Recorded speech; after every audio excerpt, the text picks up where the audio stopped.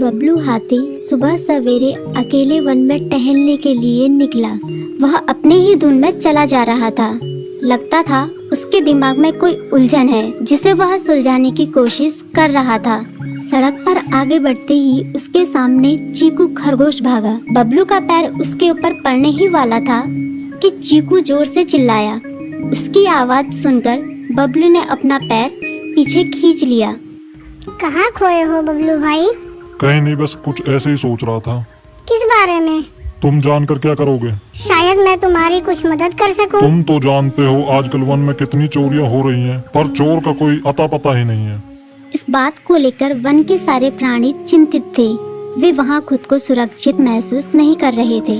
अरे चीकू भाई, हम मजबूर हैं। हम चोर को पकड़ ही नहीं पा रहे हैं। वह बहुत चालाक है और अपने काम को बड़ी कुशलता से अंजाम दे रहा है। कहीं कोई सबूत ही नहीं छोड़ रहा। हमारे राजा इस बात को लेकर बहुत चिंतित हैं। यही कारण है कि हम सब इस बारे में सोच रहे हैं। अब तुम मेरी इसमें क्या मदद कर सकते हो? मैं कुछ सोचता हूँ, हो सकता है मुझे कोई उपाय सूझ जाए। प्रयास करने में कोई हर्ज तो नहीं है। तुम ठीक कहते हो चीकू, लेकिन वन के गुप्तचर भी अभी तक इसका कोई हल नहीं निकाल सके। इतना कहकर वे चुप हो गए। बबलू की बातों ने चीकू को सोचने के लिए मजबूर कर दिया। चीकू को उदास देखकर बबलू बोला, तुम अपना मन छोटा मत करो। मुझे अच्छा लगा कि तुमने मेरी परेशानी को समझा। कभी मैं भी इस वन के लिए गुप्तचर का काम करता था। एक बार मेरी टांग टूट जाने से मेरे अंदर फुर्ती नहीं रही। तब से मैंने यह काम छोड़ दिया। चीकू, तुम चाहो तो यह काम दोबारा कर सकते हो। वन के प्राणी ज्यादातर दिन में भोजन की तलाश करते हैं, वे रात को आराम करते हैं। तुम दिन रात दोनों में ही भोजन की तलाश में निकल सकते हो सकता है रात को तुम्हें कुछ ऐसी बातों का पता चल जाए जो हमारे काम की हो। हाँ बबलू, तुम ठीक कहते हो। मैं आज रात को वन में घूम कर इस बात का पता करने की कोशिश करता हूँ।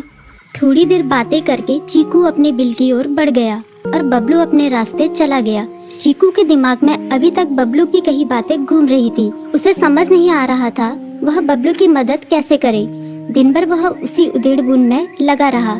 शाम होते ही चीकू कुछ सोचने लगा और वह चुपचाप बिल से बाहर निकल आया। चीकू की पत्नी ने देखा तो बोली, इस समय कहाँ जा रहे हो? बाहर खतरा है। खतरा तो सुबह भी रहता है, लेकिन खतरों से डर कर हम भूखे तो नहीं मर सकते। मैं बाहर घूम कर आता हूँ। इतना कहकर चीकू रात को बिल से बाहर निकल आया। कुछ दूर जाकर उसकी नजर बंकू उल्लू पर पड़ी, जो कुछ ही दूरी पर था।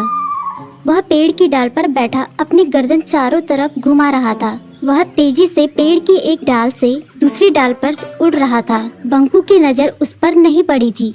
कुछ सोचकर चीकू पेड़ के पीछे से बाहर निकलकर थोड़ी खुली जगह पर आ गया और वहां से बंकू उल्लू को देखने लगा। बंकू ने चीकू को अंधेरे में भी देख लिया, पर उसने उसमें कोई उत्सुकता नहीं दिखाई और अपनी गर्दन चारों ओर घुमाता रहा। चीकू बड़ी देर तक बंकू की हरकतों पर नजर रखे रहा। वह थोड़ी देर तक खुले मैदान में खड़ा रहा, पर बंकू ने उसे देखकर भी अनदेखा कर दिया। उसने महसूस किया कि बंकू के आसपास चमकू चमगादड़ भी मंडरा रहा था। कुछ देर वन में घूमने के बाद चीकू अपने बिल में लौट आया और सुबह होने का इंतजार करने लगा। अगली सुबह बबलू उसी रास्ते में जा रहा था। रास्ते में चीकू उसका इंतजार कर रहा था।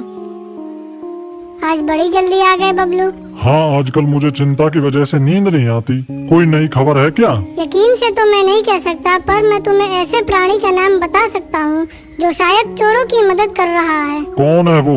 बंकू उल्लू। इतना कहकर चीकू ने रात की घटना उसे ज्यों की त्यों सुना दी। इसे सुनकर बबलू का माथा ठनका। बबलू की आंखें चौंधिया गई। तुम ठीक कह रहे हो। मुझे आज रात बंकू और चमकू पर नजर रखनी होगी। इतना कहकर वे दोनों अपने अपने रास्ते चले गए।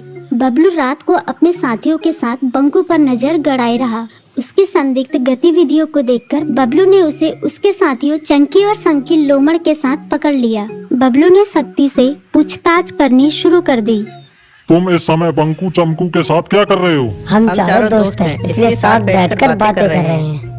चमगादड़ और उल्लू की दोस्ती तो समझ में आती है, पर लोमड़ के साथ दोस्ती कैसे हो सकती है? सख्ती से पूछने पर दोनों ने अपना जुर्म कबूल कर लिया और सभी चोरियों के बारे में बताया जो उन्होंने कुछ दिन पहले वन में की थी। बबलू ने उनके चोरी का सारा सामान भी बरामद कर लिया। बंकू और चमकू को अभी तक समझ में नहीं आ रहा था कि वो इतनी आसानी से कैसे पकड़ में आ गई।